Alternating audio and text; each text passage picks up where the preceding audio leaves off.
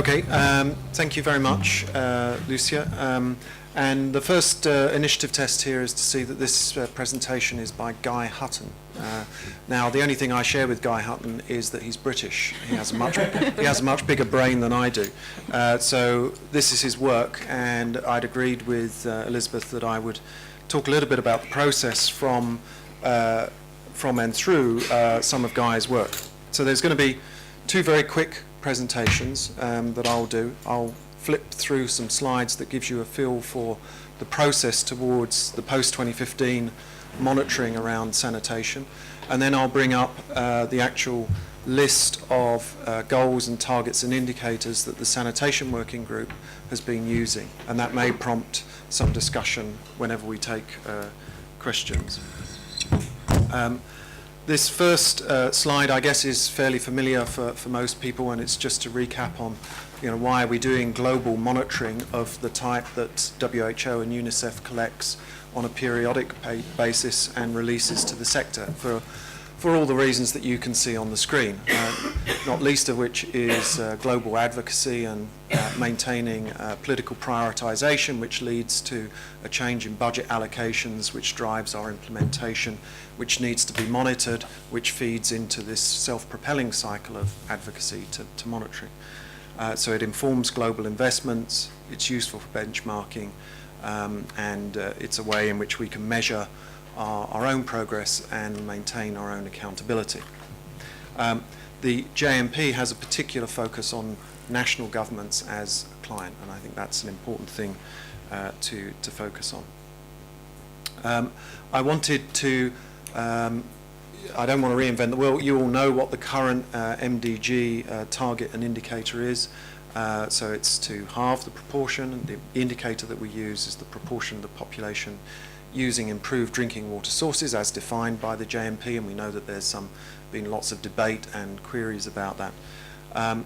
There's a reflection going on as we move closer to 2015 about the reliability and the efficacy, if you like, of the current MDG target and indicator. And so 2015 is going to be a shorter watershed moment.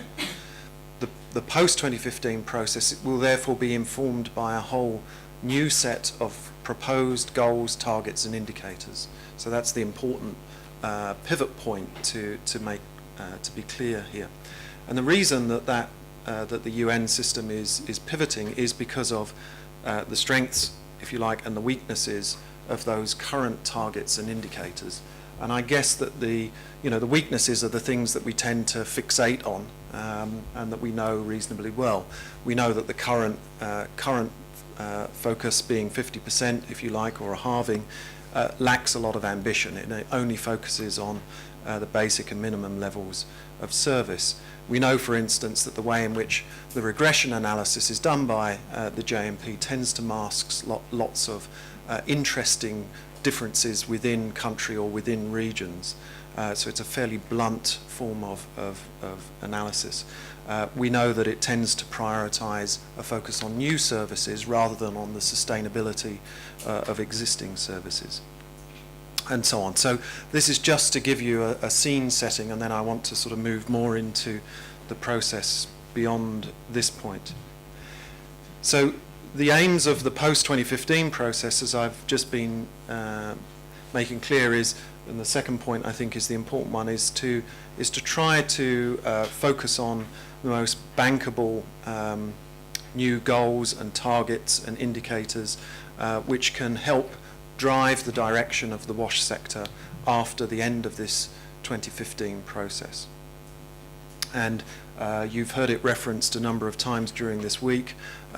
There's a proposal that there'll be a set of sustainable development goals that will relate across the impact areas that the MDGs works in, and there is a process around defining those new goals and targets and indicators.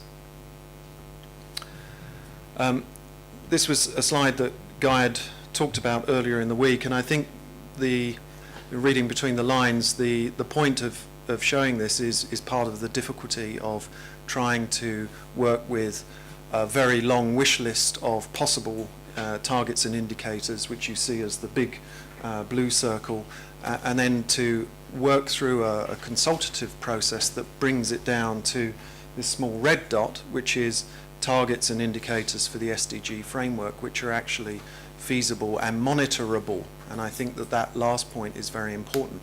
We can have a wish list of a whole bunch of things that we want to be able to measure, but the reality is that with the existing monitoring mechanisms that we have very little latitude to change the focus of those questions.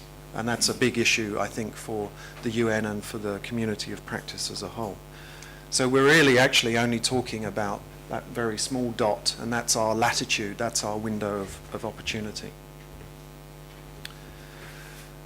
The process that UNICEF and WHO have been leading is to convene a series of different working groups. So there's one for water, there's one for sanitation, there's one for hygiene, there's also a cross-cutting group which focuses on discrimination and gender issues, I think.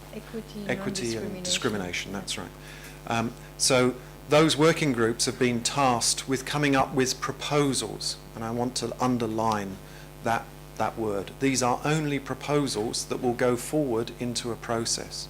So when I come on to the next presentation, just to put up this slide, you'll see that there's a whole bunch of ideas there, and we can all comment on them, but they are only proposals at this stage. So there's a consultation, there's a revision process that will accompany all of those.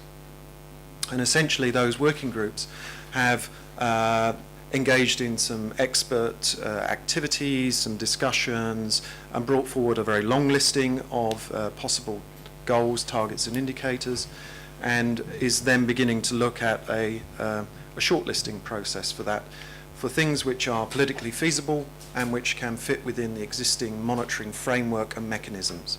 Again, so connecting with the sort of realpolitik. This only started this year. The long listing has come about as a result of work in July 2012. And that process, I understand, is supposed to finish around the end of this year. So it's quite an accelerated timeline to fit with a broader process that I'll come on to in a moment. And I just want to show that there's a sort of a building of various steps in this process. There was last year, I think, a Berlin consultation, which was the kick-off of this process, the bringing together of chairs, number of meeting of the working groups with those chairs, communication and consultation with regional events and within the UN system, and a long listing that ends up with target and indicator options from those working groups. In the interest of time, I'm not going to walk through in the detail that Guy did for this process. Suffice it to say that he's broken down these steps, as you can see, with a fairly high degree of resolution. The thing that strikes me is that, and the weakness in this system as I view it, is that two things. I don't think there's been the right level of effort and balance in the regional and country consultations and sharing. So I think that's a point of weakness. I'd like to hear other perspectives on that. And then just looking at the process for 2013. So there will be a meeting in Hague this year, and then you can see some more regional and country consultations, indicator validation, and then next September 2013, the ultimate proposals to the General Assembly. Now, the second weakness, as I see it, is what is not known at the moment is what the political process is going to be that will take all of these technical working group proposals and do something with them. That's not knowable at this stage, as I understand. But if you guys know about it, then that's great. It's not clear to me what that is. And I think there's a risk there, because you can have all of this great churning of expert groups, but very little thinking about the political economy of how we position WASH in relation to all of the other proposals that are going forward. So I think that's a risk point. And that's it from Guy's slide. So that was really to try to capture. This is for the sanitation working group only. Remember, there's ones on water supply, there's ones on hygiene, and there's one on those cross-cutting issues.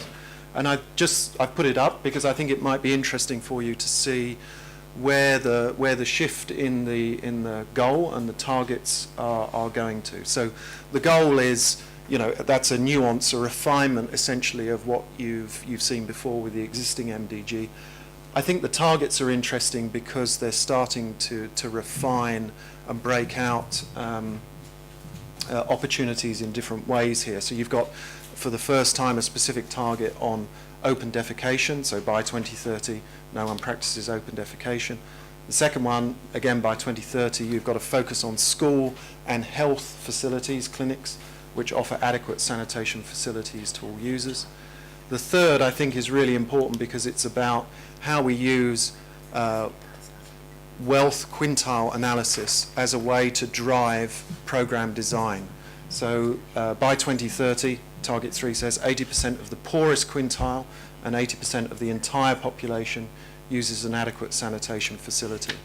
So that's directing governments and development partners to focus on the poorest and most vulnerable, and I think that's a departure from what we've had before. And then the last one is, by 2030, the excreta of 50% of households is safely stored and transported and adequately treated either before being reused or returned to the environment in a safe and environmentally acceptable fashion. So that's really about what do we do as we get to progressively higher levels of service. I've probably used my 2 minutes. Yes, unfortunately. And I'm sorry that that's so brief, but I think that may give you a feel for what the direction of travel is around those working groups. I think there are opportunities for Susanna and for the individual partners within Susanna still to participate in this process, so the door is not closed. What I don't think has been done very well, as I mentioned, is to have a very strong process of outreach, particularly at the country, subnational level around these types of things. So it feels like you have to break into this process rather than being invited into this process. Anyway, that's not done justice to a fairly big issue, but I hope that gives people a feel for, as I say, for what the signals are going forward. Okay.